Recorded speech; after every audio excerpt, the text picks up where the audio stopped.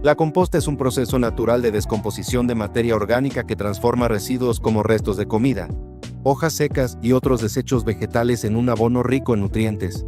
Esta práctica es una herramienta clave en el desarrollo sustentable, ya que reduce la cantidad de basura que se envía a los rellenos sanitarios, disminuye las emisiones de gases de efecto invernadero y mejora la calidad del suelo de forma natural. Implementar un sistema de compostaje contribuye directamente a una economía circular y promueve una gestión responsable de los residuos orgánicos. En este proyecto puedes emplear variedad de residuos orgánicos, pero nosotros optamos por los desperdicios aportados por los compañeros y docente, tales como desperdicios de comida, hojas secas, residuos de plantas, desperdicio de papel.